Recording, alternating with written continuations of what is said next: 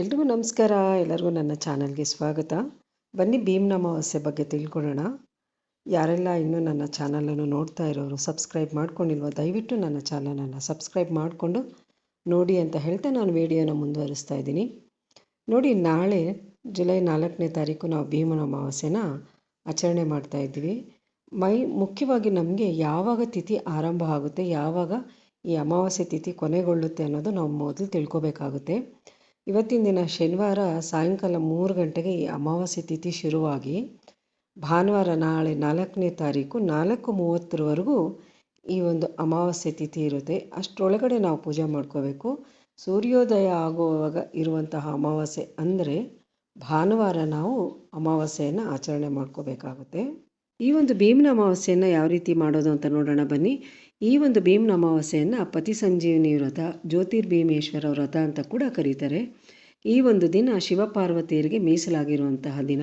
ಹೊಸದಾಗಿ ಮದುವೆಯಾಗಿ ಆಷಾಢ ಮಾಸಕ್ಕೆ ತವ್ರ ಮನೆಗೆ ಹೋಗಿರುವಂಥ ಹೆಣ್ಮಕ್ಳು ಈ ಒಂದು ಭೀಮನ ಅಮಾವಾಸ್ಯೆಯನ್ನು ಆಚರಣೆ ಮಾಡಿ ನಂತರ ಗಂಡನ ಮನೆಗೆ ತಮ್ಮ ದಾಂಪತ್ಯ ಜೀವನವನ್ನು ಮುಂದುವರಿಸಲು ವಾಪಸ್ ಬರ್ತಾರೆ. ಇದೆಲ್ಲ ನಮ್ಮೆಲ್ಲರ ವಾಡಿಕೆ ಆಗಿದೆ. ಹಾಗಾದರೆ ಏನು ಈ ಒಂದು ಭೀಮನ ಅಮಾವಾಸ್ಯೆ ವಿಶೇಷತೆ ಅಂತ ಹೇಳಿದ್ರೆ, ಈ ದಿನ ವಿವಾಹಿತ ಮಹಿಳೆಯರು ಗಂಡನ ಒಂದು ಉತ್ತಮ ಭವಿಷ್ಯಕ್ಕಾಗಿ, ದೀರ್ಘಾಯುಷ್ಯಕ್ಕಾಗಿ, ಹಾಗೆ ಉತ್ತಮ ದಾಂಪತ್ಯ ಜೀವನಕ್ಕಾಗಿ ಇವತ್ತಿನ ದಿನ ಮಾಡುವಂತಹ ಪೂಜೆ ಇದಾಗಿದೆ.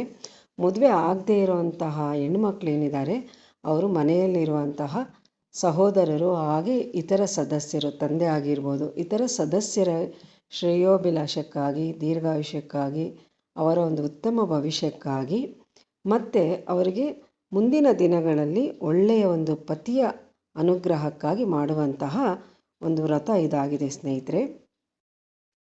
ಇವತ್ತಿನ ದಿನ 2 ಸಾಂಪ್ರದಾಯಿಕವಾಗಿರುವಂತಹ ದೀಪ ಸ್ತಂಭಗಳನ್ನಿಟ್ಟು ನಾವು ಪೂಜೆ ಮಾಡುವಂಥದ್ದು. 9 ಗಂಟುಗಳುಳ್ಳ ದಾರವನ್ನು ನಾವು ಕೈಗೆ ಕಟ್ಕೊಂಡು ಕೂಡ ಇವತ್ತಿನ ದಿನ ನಾವು ಬಲಗೈಗೆ ಕಟ್ಕೊಂಡು ಪೂಜೆ ಮಾಡಬೇಕಾಗುತ್ತೆ. ಈ ಒಂದು ಜೋಡಿ ದೀಪಗಳಿಗೆ ನಾವು ಶಿವಪಾರ್ವತಿಯನ್ನು ಮನದಲ್ಲಿ ನೆನೆದು ನಾವು ಆವಾಹನೆ ಮಾಡ್ಕೋಬೇಕಾಗುತ್ತೆ. ಕೋಪ, ಹತಾಶೆ, ಮನಸ್ಸಲ್ಲಿರುವಂತಹ ಎಲ್ಲ ಕೆಟ್ಟ ಭಾವನೆಗಳನ್ನು ನಾವು ತಣ್ಣಗಾಗಲು ದೇವರನ್ನು ನೆನೆದು ಈ ದೀಪಗಳನ್ನು ಬೆಳಗಿಸಿ ನಾವು ಪೂಜೆ ಶುರು ಮಾಡಬೇಕಾಗುತ್ತೆ. ಪೂಜೆ ಶುರು ಮಾಡೋಕ್ಕೆ ಮೊದಲು ನಾವು ಗಣಪತಿಯನ್ನು ಮೊದಲು ನಾವು ಪ್ರಾರ್ಥಿಸ್ಕೊಂಡು ಗಣಪತಿಗೆ ನಿರ್ವಿಘ್ನವಾಗಿ ವ್ರತ ನಡೆಯಲೆಂದು ನಾವು ಆತನಿಗೆ ಮೊದಲ ಪೂಜೆಯನ್ನು ನಾವು ಅರ್ಪಿಸಿ ನಂತರ ಈ ಒಂದು ವ್ರತವನ್ನು ನಾವು ಆಚರಣೆ ಮಾಡ್ಕೋಬೇಕಾಗುತ್ತೆ. ಪೂಜೆ ಶುರು ಮಾಡೋಕ್ಕೆ ಮೊದಲು ಹಸಿದಾರನ ನಾವು ದೀಪಗಳ ಮಧ್ಯೆ ಇಡಬೇಕಾಗುತ್ತೆ. ಆ ಹಸಿದಾರ 9 ಎಳೆನಲ್ಲಿರಬೇಕು. ಹಾಗೆ 9 ಎಳೆ ದಾರಕ್ಕೆ ನಾವು 9 ಗಂಟನ್ನು ಹಾಕ್ಕೊಂಡಿರಬೇಕು. ಯಾಕೆ 9 ಗಂಟೆ ಹಾಕಬೇಕು ಅಂತ ಹೇಳಿದ್ರೆ, ಪಾರ್ವತಿ ದೇವಿ ತನ್ನ 9 ರೂಪಗಳಿಂದ ನಮ್ಮನ್ನು 9 ರೀತಿಯಲ್ಲಿ ಕಾಪಾಡ್ತಾಳೆ ಅನ್ನೋ ಒಂದು ಮಾತಿದೆ. ಹಾಗಾಗಿ 9 ದಾರಗಳನ್ನು 9 ಗಂಟುಗಳುಳ್ಳ ದಾರವನ್ನು ನಮ್ಮ ಬಲಗೈಗೆ ಕಟ್ಕೊಂಡು ನಾವು ವ್ರತನ ಆಚರಣೆ ಮಾಡಬೇಕು. ನೈವೇದ್ಯಕ್ಕೆ ಕಡುಬನ್ನು ನಾವಿಟ್ಟು ಇವತ್ತಿನ ದಿನ ಪೂಜೆ ಮಾಡ್ತೀವಿ. ಮದುವೆ ಆಗದಿರೋ ಹೆಣ್ಮಕ್ಳು ಭೀಮ್ನಂತಹ ಗಂಡ ಸಿಕ್ಕಲಿ ಅಂತ ಪೂಜೆ ಮಾಡ್ತಾರೆ. ತನ್ನ ಮನೆಯಲ್ಲಿರುವಂತಹ ತಮ್ಮ ಮತ್ತು ತಂದೆ ಯಾರಿರ್ತಾರೆ, ಪುರುಷ ಸದಸ್ಯರು ಯಾರಿರ್ತಾರೆ ಅವ್ರಿಗೆಲ್ಲ ಆಯುಷ್ಯ ಕೊಡಲಿ ಅಂತ ಕೂಡ ವ್ರತವನ್ನು ಮಾಡ್ತಾರೆ.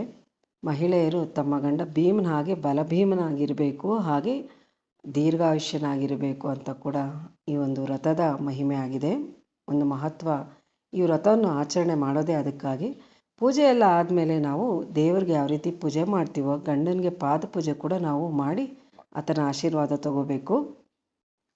ಹಾಗೆ ಈ ಪೂಜೆ ಎಲ್ಲ ಆದಮೇಲೆ ಈ ಭೀಮನ ಅಮಾವಾಸ್ಯೆಯ ಒಂದು ಕತೆ ಏನಿದೆ ಅದನ್ನು ತಿಳ್ಕೊಳೋದು ಅಷ್ಟೇ ಮುಖ್ಯ ಆಗಿರುತ್ತೆ. ಯಾಕಂದರೆ ಯಾವುದೇ ಒಂದು ಹಬ್ಬ ಮಾಡಬೇಕು ಅಂದರೆ ಅದಕ್ಕೊಂದು ಹಿನ್ನೆಲೆ ಇದ್ದೇ ಇರುತ್ತೆ.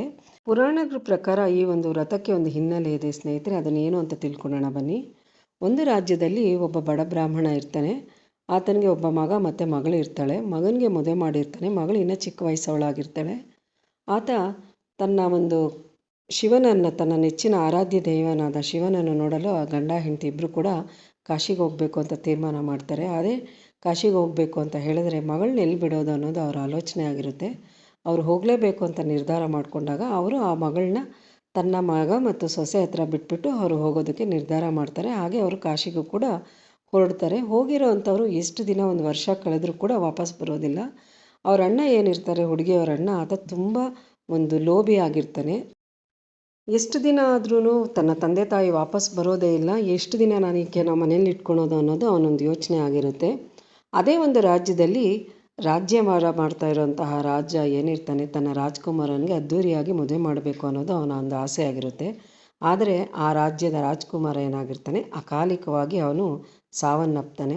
ಆದರೂ ಕೂಡ ರಾಜ ಆತನನ್ನು ಮದುವೆ ಮಾಡಿ ಆತನನ್ನು ಕಳಿಸ್ಕೊಡ್ಬೇಕು ಅನ್ನೋದು ಅವನು ನಿರ್ಧಾರ ಮಾಡಿ, ಯಾರು ಆತನಿಗೆ ಹೆಣ್ಣು ಕೊಡ್ತಾರಲ್ಲ ಅವ್ರಿಗೆ ಅರ್ಧ ರಾಜ್ಯ ಕೊಡ್ತೀನಿ ಅನ್ನೋ ಒಂದು ಬಹುಮಾನನ ಘೋಷಣೆ ಮಾಡ್ತಾನೆ. ಇದನ್ನು ಅರ್ಥ ಅವನು ಏನಿರ್ತಾನೆ ಅಣ್ಣ ತನ್ನ ತಂಗಿಯನ್ನು ಕೊಟ್ಟು ಆ ರಾಜ್ಕುಮಾರನಿಗೆ ಮದುವೆ ಮಾಡ್ತಾನೆ. ಮದುವೆ ಮಾಡಿದ ತಕ್ಷಣ ಏನು ಮಾಡ್ತಾರೆ, ಅವರು ತನ್ನ ಸತ್ತು ಹೋಗಿರುವಂತಹ ರಾಜ್ಕುಮಾರನ ವಿಧಿವಿಧಾನಗಳನ್ನ ಆಚರಣೆ ಮಾಡೋದಕ್ಕೆ ಈ ಒಂದು ಸೈನಿಕರ ಸಮೇತ ರಾಜ ಭಾಗೀರಥಿ ನದಿ ತೀರಕ್ಕೆ ತಗೊಂಡು ಹೋಗ್ತಾನೆ. ತಗೊಂಡು ಹೋಗುವಂಥ ಸಂದರ್ಭದಲ್ಲಿ ತುಂಬ ಜೋರಾಗಿ ಗುಡುಗು ಸಿಡಿಲು ಸಹಿತ ಮಳೆ ಬರುತ್ತೆ.